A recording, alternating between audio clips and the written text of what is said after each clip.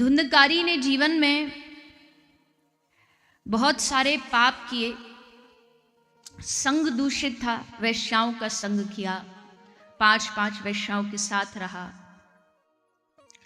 पशुओं को जीवित जला देता, जिंदा जला देता, झूठ बोलना, दुराचार, पाप उसके जीवन का एक अहम हिस्सा था।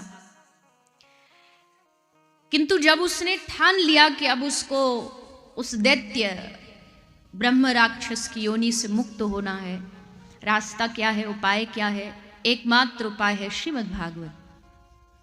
तो आया, पास में बैठा, 7 दिन तक कथा को श्रवण किया, सुनता रहा और केवल सुना नहीं, सुनने के साथ साथ उस पर जीवन में अमल भी किया।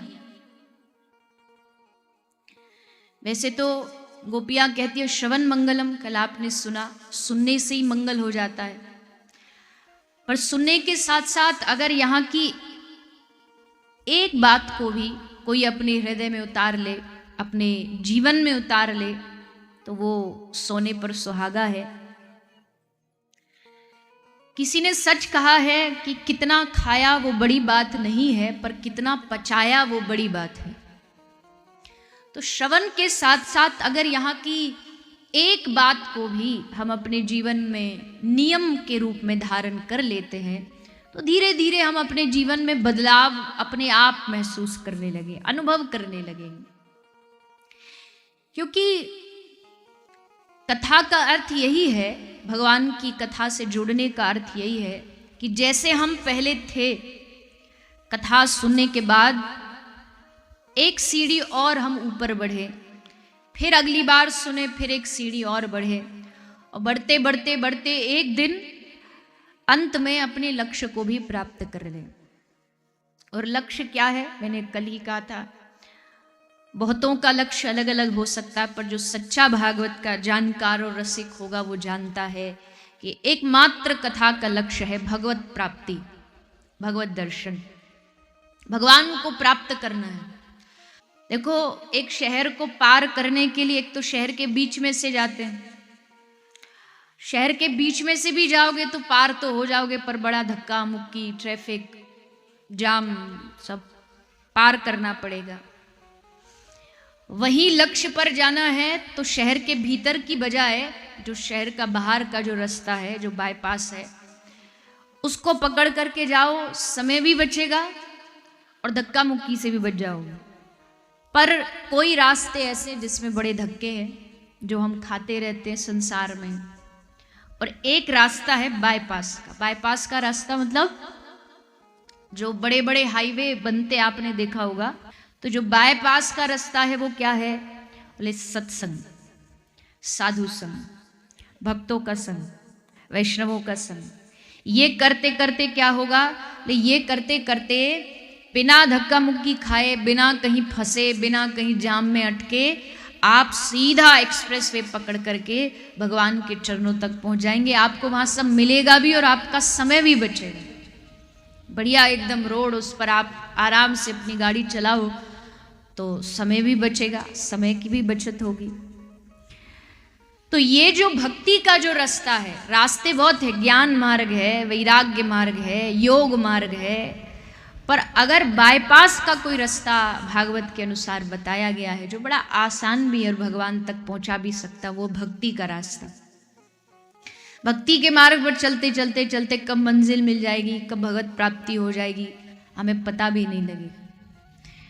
तो यहाँ बैठे हो तो ये सोच के बैठो कि आपको यहाँ भक्ति देवी अपने हृदय में बिठानी है, क्योंकि भक्ति का असली जो स्थान है, असली जो आसन है, वो हमारा हृदय है।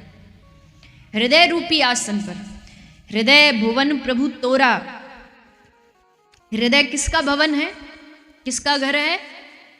ये मन जो है, ये मकान बनाया तो भगवान के लिए था, पर यहाँ बहुत सारे चोर आके रहने लगे।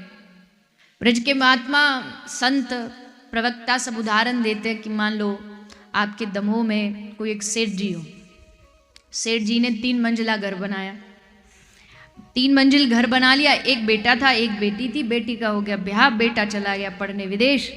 अब 3 मंजिल घर और रहने वाले बस सेठ सेठानी अकेले। तो खालीपन लगता कि भैया इतना बड़ा बना लिया, अब इसमें कोई रहता तो है नहीं। तो मन में सेठ जी के विचारा, एक काम करते, इसको हम किराए पे उठा देते, ऊपर वाला जो हिस्सा उसको किराए पे उठा देते। अब 2, 5, 10 दिन तो ठीक रहे, उसके बाद धीरे धीरे उन्होंने अपना रंग दिखाना चालू किया। उस घर को शराब का अड्डा बना दिया, शराब पीने लगे, नशा करने लगे, दूसरी दूसरी स्त्रियों को घर लाने लगे। अब सेठ जी ने देखा कि ये तो गड़बड़ हो गई, हमने तो इसलिए घर किराए पे दिया नहीं था। तो सेठ जी ने कहा जाओ यहाँ से, हमको नहीं देना तुमको, हमारा घर खाली करो। तो लड़के, जिसको देहात की भाषा में कहते हैं ना कि थोड़ा दबंग जैसे थे, जो हमको निकाल के दिखाओगे, दिखाओ। तो सेठ जी ने कहा नहीं तुमको जाना पड़ेगा। बोले नहीं, हम कतई भी नहीं जाएंगे। अब 2 बेचारे बुजुर्ग सेठ सेठानी, डर भी लग रहा कि ये युवा बच्चे कहीं कुछ गड़बड़ ना कर दे हमारे संग। सेठ जी बार बार कहते चले जाओ चले जाओ, पर जाते नहीं। बड़े परेशान सेठ जी, अच्छा भला घर था, इनको दे दिया, बेकार में और परेशानी। पर एक दिन क्या हुआ, सेठ जी एक दिन शहर के चौराहे पे नुक्कड़ पे बैठ के चाय पी रहे थे, तो वहाँ बातें चल रही थी। ये शहर में नए डीसी साहब आ रहे हैं और उनको, वैसे तो ऑफिसर्स का अपना घर होता, पर वो उसकी मरम्मत हो रही, रेनोवेशन हो रही है, तो उनको एक किराए पे घर चाहिए। तो सेठ जी के दिमाग में आए, सेठ जी बोले हमारा है। तो पूछा कितना पैसा लोगे? बोले फ्री, 1 भी रुपया नहीं। बोले फ्री में दे दोगे? बोले हाँ फ्री में, बस शर्त यह है कि डीसी साहब आके रह जाएं, हमारे लिए इतना ही काफ़ी है। तो बात पक्की हो गई। अब डीसी साहब आए, उससे पहले उनका सामान आने लगा। जब सामान आने लगा तो वो जो लड़के थे वो पूछे कौन है ये, कौन आ रहा है? सेठ जी बोले शहर के नए डीसी साहब आ रहे हैं, अब बताओ जाओगे कि नहीं जाओगे? तो महापुरुष कहते ये कहानी नहीं, ये हम सबका जीवन। हमने एक भवन बनाया, भवन माने हृदय रूपी एक मकान बनाया। मकान किस लिए बनाया था कि इसमें हमारे ठाकुर जी आके रहेंगे, हृदय में उनका वास होगा, उनको विराजमान करेंगे। पर हुआ क्या, यहाँ आए बस एक बहुत छोरा, कई सारे दबंग आके बैठ गए, काम आ गया, क्रोध आ गया, लोभ आ गया। अब कह रहे इनसे निकल जाओ, जा ही नहीं रहे। अब जब नहीं जा रहे तो क्या करना चाहिए? जो बड़े पद पर है उसको अपने हृदय में बुलाओ। अब भगवान तो आएंगे बाद में, जैसे ऑफिसर बाद में आया, उनका सामान पहले आ गया, वैसे भगवान के आने से पहले लक्षण क्या, सूचना क्या है? बोले भगवान जिससे मिलते वो भक्ति पहले हृदय में आती है। और जैसे ये काम क्रोध लोभ मोह देखेंगे, भक्ति आ रही है इसके हृदय में, मतलब भगवान भी आने वाले हैं। अब ये जगह हमारे रहने लायक नहीं, सब डर के भय के कारण सब अब हमारा हृदय छोड़ के भाग जाएंगे। अगर इन बुराइयों को भगाना है तो सबसे सरल रास्ता क्या है? भक्ति देवी को हृदय में बुलाओ। जैसे भक्ति के आने की सूचना इन अवगुणों को मिलेगी तो सब अवगुण हमारा हृदय, हमारा चित्त छोड़ करके भाग जाएंगे। एक ही रास्ता है अपने हृदय को फिर से वैसा बनाने का, मंदिर बनाने का, एक ही रास्ता है, भक्ति देवी। भक्ति हृदय में आएगी, पीछे पीछे भगवान आएंगे। जहां जहां भक्ति जाती है भगवान को बुलाना नहीं पड़ता। उल्टा ब्रज की गोपियों की अगर बात करें, जिनके हृदय में भक्ति देवी थी, तो जब उनके पीछे पीछे कृष्ण आते तो वो डांट लगा के भगाती है कि जा यहां से, हमारा पीछा क्यों कर रहा है, पीछे क्यों भाग रहा है, लौट जा यहां से। जित जाऊं उत आड़ो ही आवे, ब्रज में गाते जित जाऊं उत आड़ो ही आवे, बिना बुलाए बोले। गोपी कह रही हमसे बात मत कर, और फिर आके आड़ा आके खड़ा हो जाता है। गोपी कहती है अरे हम कह रहे हमसे बात मत कर, पर मेरो माही शाम लगो संग डोल। पीछे पीछे भागते, पीछे पीछे चलते। भक्तन पाछे यूं फिरे जो बछड़ा संग गाय। जैसे बछड़ा अपनी गैया के संग संग पीछे पीछे भागता है ना, वैसे ठाकुर जी अपने भक्तों के पीछे पीछे चलते। ज्ञानी आपके लिए क्या है? तो भगवान ने हंस के कहा ज्ञानी मेरी आत्मा है। तो भक्त थोड़ा सा निराश हो गया कि जब ज्ञानी आत्मा, अब आत्मा से बड़ा और क्या हो सकता है? आत्मा मतलब बात खत्म, अब इससे आगे तो कोई हमको स्थान मिलेगा नहीं। तो भक्त लौटने लगा तो भगवान ने कहा रुक रुक भैया, पूरी तो बात सुनता जा। ज्ञानी मेरी आत्मा है, लेकिन भक्त मेरा परमात्मा है, भक्त मेरा भगवान है। अगर भक्त मेरा ध्यान करता तो मैं भक्त का करता हूं। आप क्या करते हो बैठे बैठे? बोर नहीं होते? दुनिया आपका ध्यान करती है, आप किसका करते हो? भगवान ने कहा मैं अपने भक्त का ध्यान करता हूं। तो ये जो कथा है, भागवत की जो कथा है, ये भगवान से भी ज्यादा भगवान के भक्तों का चरित्र है। अगर आधा घंटे प्रहलाद की कथा सुनाई जाएगी तो बस विश्राम में नरसिंह भगवान आएंगे और दर्शन देके चले जाएंगे। कथा प्रहलाद की है, कथा ध्रुव जी की है, उसमें थोड़ी देर भगवान आते हैं, दर्शन देके चले जाते हैं, पर कथा तो ध्रुव की है। ऐसे अनेकानेक भक्तों का ये चरित्र है श्रीमद् भागवत। तो उसी भागवत का आश्रय लेकर के आप हम सभी भागवत से जुड़ रहे हैं। और लेकिन व्यास जी ने वो परंपरा तोड़ी। व्यास जी ने सोचा कि कलयुग आने वाला है, कलयुग के लोग बड़े चालाक होंगे। अगर इस ग्रंथ में लिख दिया कृष्णाम परम धीमहि तो लोग कहेंगे कृष्ण भक्तों के लिए ही भागवत जी है, बस राम परम धीमहि तो राम भक्तों के लिए भागवत जी है। लेकिन व्यास जी चाहते थे कि इसको सब सुने, कोई किसी भी भगवान को मानने वाला हो, पर भागवत उसे अपनी सी लगे। इसलिए व्यास जी ने किसी एक का नाम न लेके लिखा सत्यम परम धीमहि। जो सत्य को मानता हो भागवत उसकी। सत्य की व्याख्या क्या है? सत्य किसको कहते हैं? मिट नहीं सकता। मैया बोले मतलब जो था, जो है, जो रहेगा, जिसका कभी विनाश ना होता हो, जो कभी नष्ट ना होता हो, वो सत्य है। और उसके हिसाब से फिर हमने कल बात की, इस हिसाब से ना शरीर सत्य है, ना दुनिया सत्य है। सबका एक ना एक दिन, सबकी एक्सपायरी डेट है, चाहे वो वस्तु हो चाहे इंसान हो। दुनिया मिट भी जाएगी, कितनी बार प्रलय हुई इस ब्रह्मांड में, उसके बाद भी राम नाम कभी नष्ट नहीं हुआ, कृष्ण नाम कभी नष्ट नहीं हुआ। भगवान सत्य हैं तो उनका नाम भी सत्य है, इसलिए सत्यम परम धीमहि। देखो सत्य तो एक ही होता है, पर कौन किस एंगल से उसको देख रहा है उस पर निर्भर करता है।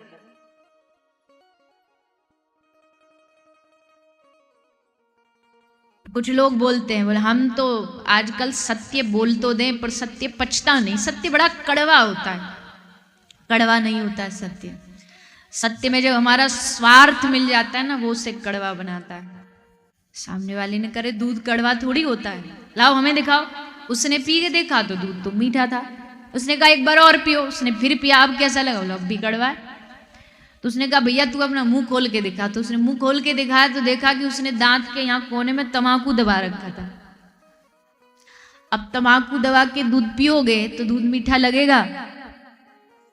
कड़वा ही लगेगा। अब दूध कड़वा नहीं है, लेकिन तुम मुख में कुछ और रख करके पी रहे हो इसलिए कड़वा लग रहा है। सत्य कड़वा नहीं है, पर मुख में स्वार्थ रख के जब उस सत्य को बोला जाएगा तो वो स्वार्थ सत्य को कड़वा बना देता है।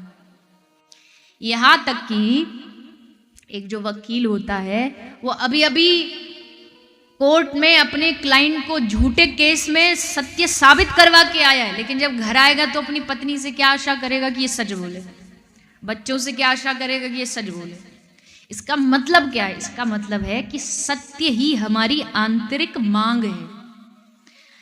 बाहर से हम भले कितने ही झूठ का आडंबर कर ले, पर सत्य हमारी भीतरी मांग है। भीतर से हमें मांग यही रहती है कि हमें सत्य प्राप्त हो, सत्य सुनने को मिले, क्योंकि हम सब भगवान के अंशज हैं और भगवान सत्य स्वरूप है। इसलिए सत्य हमारी पहचान है। सच्चिदानंद रूपाय सत्यम परम धीमहि सत्यव्रतम सत्य परम। कितनी बार भगवान को भागवत जी में सत्य नाम से पुकारा गया, आनंद नाम से पुकारा गया। तो सत्यम परम धीमहि निगम कल्पतरोर गलितम फलम।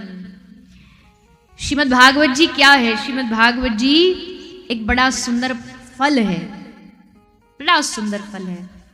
इस फल का करना क्या है? बोले पिबत भागवतम रसमालयम मुहुरहो रसिका भुवि भावुका। इस फल को पीना है। अब कोई बुद्धिमान बुद्धि लगा के बोला व्यास जी से कि व्यास जी आ लगता आपकी व्याकरण ठीक नहीं है। व्यास जी ने पूछा क्यों? व्यास जी फल को पिया थोड़ी जाता है, फल को तो खाया जाता है। सेब खाया जाता है, पिया थोड़ी जाता है। केला खाया जाता है, पिया थोड़ी जाता है। तो भागवत अगर फल है तो इसको भी पीना चाहिए ना, खाना क्यों? वो कैसे बोले? वो इसलिए कि हर फल में कुछ ना कुछ त्याज्यांश होता है। छिलका होगा, गुठली होगी, छिलका होगा जिसको फेंकना पड़ेगा। आप सीधा फल को उठा के नहीं खा सकते, या तो उसका छिलका उतारो, या उसका बीज फेंको, या उसकी गुठली फेंको। पर भागवत एक ऐसा फल है जिसमें न छिलका है, न गुठली है, न बीज है, ये पूरा रस से भरा हुआ है। इसलिए इस रस को पियो। एक शब्द भी भागवत जी का कोई ऐसा नहीं है जो लगे अरे ये तो हमारे लिए कोई उपयोगी नहीं। हर एक शब्द भागवत का हमारे जीवन में उपयोगी, रस से भरा हुआ। इसलिए पिबत भागवतम रसमालयम मुहुरहो रसिका भुवि भावुका। अब अगला क्वेश्चन ये होता है कि कब तक पिए? रस को पिए ये तो बोल दिया व्यास जी ने, पर कब तक पिए? बोले एक बार कथा सुनने के बाद अगर तुमने बोल दिया अजय हमने तो सुन रखी है, वही भागवत है, इसका मतलब तुमने अब तक भागवत सुनी नहीं, क्योंकि तुम्हें लग रहा है ये तो वही पुरानी भागवत है। भागवत प्राचीन जरूर है पर पुरानी नहीं है। और रस में तृप्ति हो जाती है। एक गिलास जूस पियो, 2 गिलास पियो, 3 गिलास पियो, उसके बाद तृप्ति हो जाएगी। पर भगवान की कथा रस को पी के कभी तृप्ति नहीं होती। 1 गिलास पियोगे तो प्यास और बढ़ेगी, 2 बार सुनोगे तो और प्यास बढ़ेगी, और सुने और सुने। भगवान दर्शन से जीवन नहीं बदलता है, उनकी लीलाओं को सुन के जीवन बदलता है। कैसे? दुर्योधन रोज दर्शन करता था भगवान की, बुद्धि बदली। रावण ने राम जी का साक्षात दर्शन किया, बुद्धि बदली। बुद्धि कब बदलती है? वही कृष्ण है जो दुर्योधन भी देख रहा है, दर्शन कर रहा है, फिर भी बुद्धि नहीं बदल रही। पर अर्जुन जिसने भगवान के मुख से भगवत गीता का ज्ञान सुना, वो समझ गया ये कोई साधारण व्यक्ति नहीं है, ये साक्षात परब्रह्म। सामने खड़ा हुआ भगवान भी पहचान नहीं पाओगे अगर जीवन में सत्संग नहीं होगा तो। सत्संग भगवान की पहचान कराता है। कई प्रकार के नशे हैं, सबको अलग अलग नशा रहता है। किसी को कुछ खाने का नशा, शौक, किसी को नई नई गाड़ी रखने का नशा। हम एक भैया लेके आए थे आपके जबलपुर से, नाम तो नहीं पता उनका, पर बता रहे थे कि हमको गाड़ी का बड़ा, हाँ ये बैठे दाढ़ी वाले भैया, हमको गाड़ी का बड़ा शौक है। 10 गाड़ी रखते हैं हम अपने घर में। सबरी कंपनी गिनवाई की कौन कौन सी रख रखी है। तो किसी को नई नई गाड़ी रखने का शौक है, किसी को नए नए कपड़े पहनने का शौक है। आज मतलब एक बार जो कपड़ा पहन लिया दोबारा रिपीट नहीं होना चाहिए, अब नया। किसी को फर्स्ट डे फर्स्ट शो, पहला दिन पहला शो, मतलब पहला जो सिनेमा में चलता वो देख के आए, कल भी देख सकते। बोले नहीं, जो मजा पहले वाले का वो दूसरे का नहीं। किसी को इसका शौक है, किसी को घूमने का शौक है, किसी को नई नई चीज खाने का शौक है। लेकिन महात्मा महापुरुष कहते हैं कि भैया ये सब शौक एक तरफ, लेकिन जिस पर भगवान की कृपा बरसती है, जिस पर भगवान की अति कृपा होती है, लाखों जन्मों के बाद किसी को शौक चढ़ता है। किसका शौक? बोले भगवान की कथा सुनने का शौक। कुछ के बगैर रह सकते पर भगवान की कथा के बगैर नहीं रह सकते, भगवान के नाम के बगैर नहीं रह सकते। नाम का नशा सारी दुनिया एक तरफ लग गई मीरा को भगवान की भक्ति से हटाने का, पर मीरा ने छोड़ी भक्ति, तो वो नशे फिर भी छूट जाते हैं। पर जिसको भगवान के भक्ति का नशा लगता है, जिसको कृष्ण नाम का, राधा नाम का नशा लगता है, वो छूटने वाला नहीं। इसलिए भगवान से प्रार्थना करो, प्रभु ऐसा नशा लग जाए कि कृष्ण कृष्ण कृष्ण बोलते रहे, छूटे ना जीभ से। रात को सो भी जाए तो भी जीभ को आदत पड़ जाए कि ये कृष्ण कृष्ण बोलती रहे, राधा राधा बोलती रहे। पर एक बात सोचने वाली ये है कि माया में ज्यादा शक्ति है या भगवान में ज्यादा शक्ति है? श्यामा तू मेरी नैया उस पार लगा देना। माया प्रबल है, माया पकड़ लेती है, ये सब बातें हमने सुनी हुई। लेकिन भक्त निवेदन कर रहा है कि संभव है ऐसा होना कोई बड़ी बात नहीं। पड़ गए परिवार में, भूल गए भगवान को, उनका नाम भी लेना है, उनका ध्यान भी करना, सब भुला दिया। लेकिन जैसे एक मेले में एक बच्चा जाता है तो पिता क्या कहता है कि तू मेरा हाथ मत पकड़, मैं तेरा हाथ पकड़ूंगा। क्यों? तू मेरा हाथ पकड़ेगा तो चांस ये ज्यादा है कि धक्का मुक्की में, भीड़ में बालक की पकड़ कमजोर होती है ना, धक्का मुक्की में छोड़ देगा। लेकिन अगर पिता हाथ पकड़ के रखेगा तो पक्की गारंटी, कितना भी भीड़ हो पर वो छोड़ेगा नहीं। इसलिए पिता कहता मैं तेरा हाथ पकड़ूंगा, तू मत पकड़, तेरा भरोसा। वैसे ही भगवान श्री राधा रानी हम सबके परम पिता हैं, परम माँ हैं। हम उनको पकड़े तो चांस ज्यादा कभी भी छोड़ देंगे। जरा मुसीबत आई, जरा ज्यादा सुख आए, कई बार उसमें हम बुला देते, सुख बढ़ा नहीं, भगवान को बुला दिया।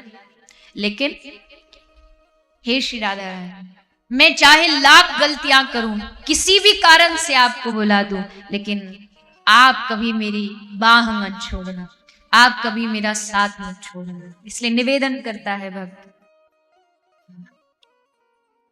संभव है झंझटों में मैं तुमको भूल जाऊं, मेरी श्यामा कहीं तुम भी मुझको न भुला देना। संभव है झंझटों में मैं तुमको भूल जाऊं, लेकिन मेरी श्यामा कहीं तुम भी मुझको न भुला देना। छल बल के साथ आएगी माया, सारे अस्त्र शस्त्र लेकर के हमको हराने के लिए, पर तुम देखती ना रहना, हमें आके बचा लेना। पर देखो ये कहने का अधिकार उसी को है जिसने किसी भी परिस्थिति में उनके शरण को छोड़ा ना हो।